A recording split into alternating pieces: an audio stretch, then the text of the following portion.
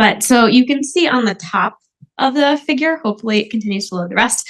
But so cholera, like I said, continues to cause significant morbidity and mortality in sub-Saharan Africa, with cases regularly reported throughout the region. So you can see in the top bar graph, the total case counts throughout sub-Saharan Africa.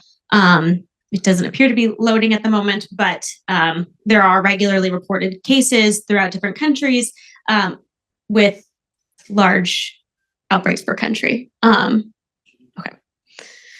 And then a phylogenetic analysis published in 2017 of sequenced cholera samples identified multiple distinct introduction events of seventh pandemic O1L-TOR cholera sublineages from Asia to sub-Saharan. It is advancing with me not doing anything. Okay. All right. From Asia to sub-Saharan Africa. And based on this phylogenetic analysis and using geographic and temporal information from sequence data, the authors then inferred likely propagation routes of sublineages once they had been introduced into the continent. Oh, the clicker's not working. Okay, sorry. Okay, sorry. We're on the same slide. Okay. So despite this recent evidence, much remains unknown about cholera transmission dynamics within Africa. Next slide.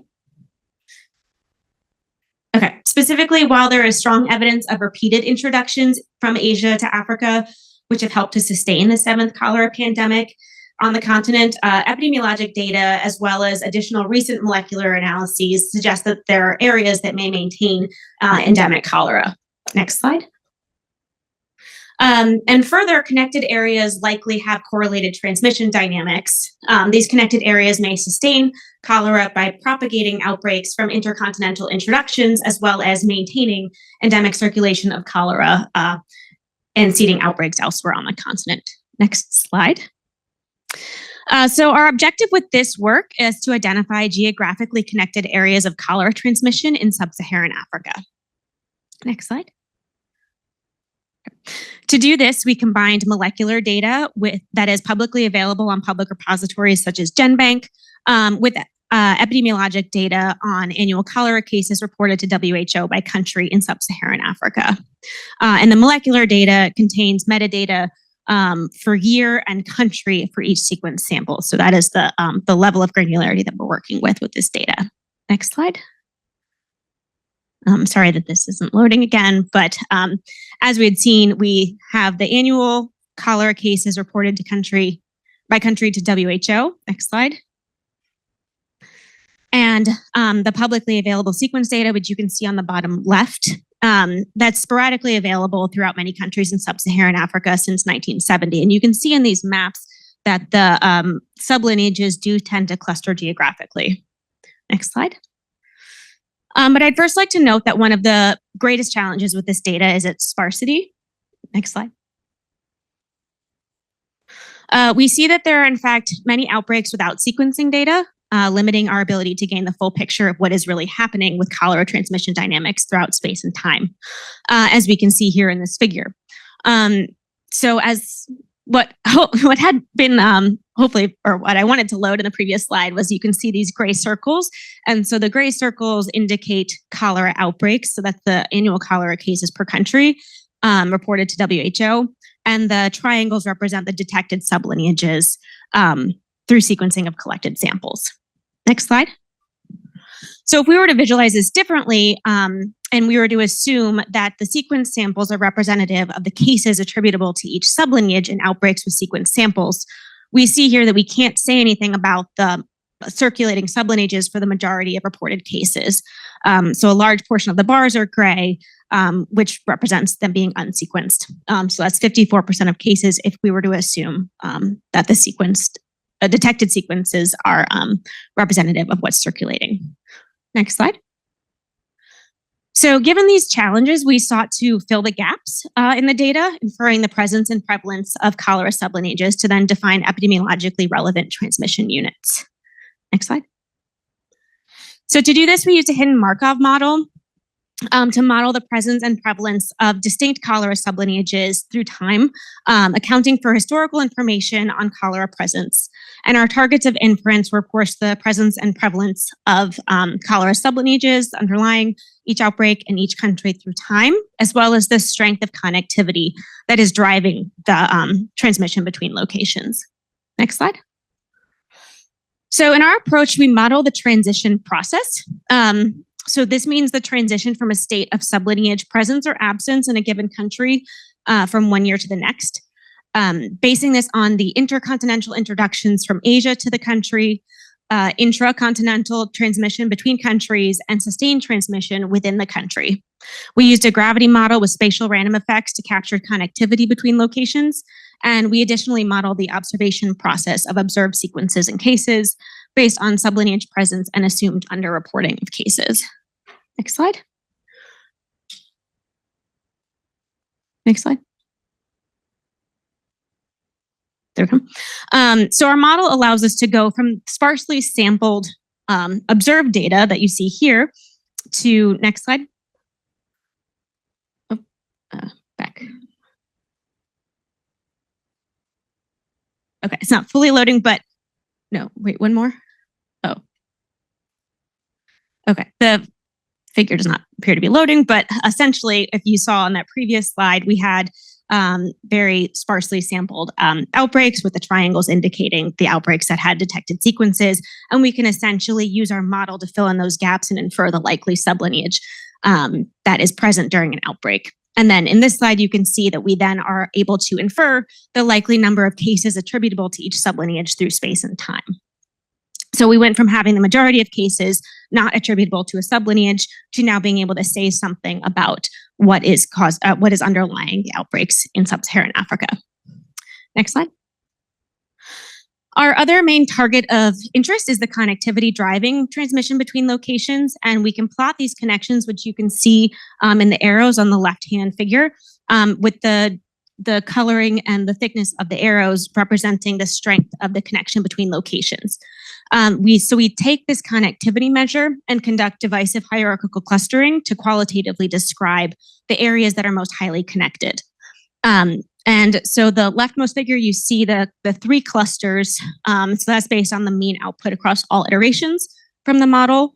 And then the three figures on the right show clustering results over multiple iterations, showing how often the countries cluster together. And you can kind of see that we have two main clusters, the orange on the left, which is representative of Western Africa, and then Eastern and Southern Africa kind of make up a larger cluster with two subclusters for Eastern and Southern Africa. Next slide. And drilling down to the country level, we can kind of see, if you look at each individual country, how often that country clusters with other countries in the area, as well as the strength of connection between that country and other countries. So this can give us a sense of how connected these areas are and how much they qualitatively fall into those clusters. So you can see we do have those distinct two clusters, and then the second and third cluster making up Eastern and Southern Africa. They do tend to overlap a little bit, but we do find evidence that they are still somewhat distinct, a somewhat distinct region. Next slide.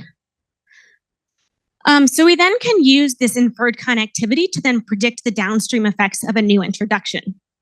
Next slide. We simulated the spread of a new lineage after introduction to the continent.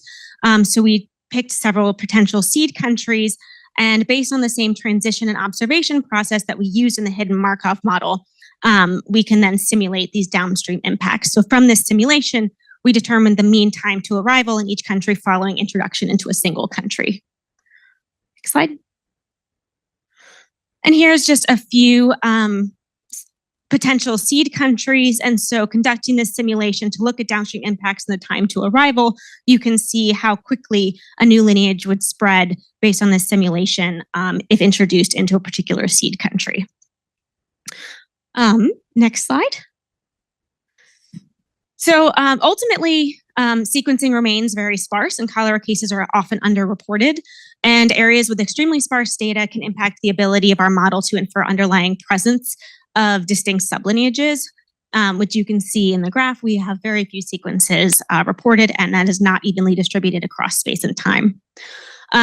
So additional sequencing efforts can really help improve our understanding of the phylogenetic processes driving cholera transmission and better inform our models' ability to understand these connections between locations. Next slide. So our goal with this work is to be able to define these transmission units that can then inform cholera control. So it can be used for proactive interventions, like identifying areas where increases in cases might mean increase in local cholera risk in connected areas, as well as maximizing indirect effects for targeting vaccination and water and sanitation campaigns. And we can also assess the drivers of cholera endemicity to determine the influence of new and reintroductions versus local undetected persistence. Next slide. So I just want to thank my collaborators on this work, several individuals at UNC and Johns Hopkins, as well as Brigham and Women's at in Boston, as well as the funders here at the Gates Foundation. So next slide. Thank you very much.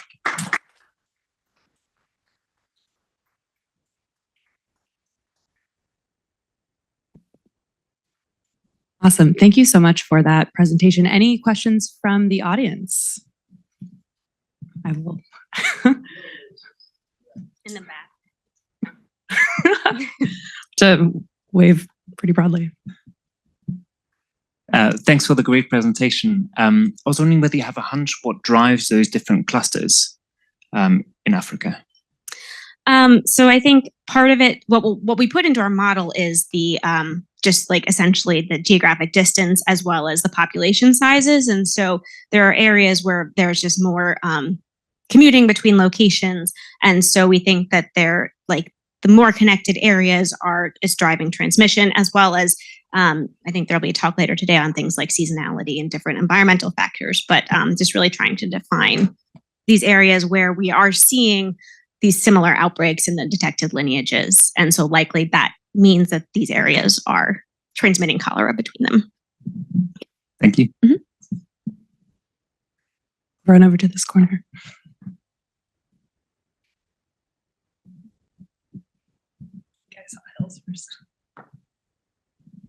Hi, thank you for the presentation. Just kind of a technical comment. When you were simulating the, like an introduction where it would go, you take into account abundance of what actually happens with an outbreak? Yeah, so what we're doing is we're essentially simulating a new introduction of a new lineage, but then we can map that onto what we've seen in the past. And what we're doing in the current simulation is using the distribution of observed cases in a location and then essentially sampling from that distribution as the likely abundance when you have that introduction and running that over many iterations. Last question. Saw your hand up. I think it's a sort of related to the prior question, but I'm curious to what degree the map of cholera transmission is different from any other estimate of mobility. Like I'm curious are there kinds of mobility that don't lead to cholera transmission or vice versa? Like, I don't know if you can compare those two networks. Yeah, I think that's an interesting question. And that's something that we've discussed as an area of future research, is really trying to drive down more into that mobility data and seeing how much that might change our model estimates of mobility. But we haven't worked with the mobility data too much yet. But that's a great question. Thank you. Awesome. Thanks so much for your presentation. And thank you for also being our technical guinea pig. No worries.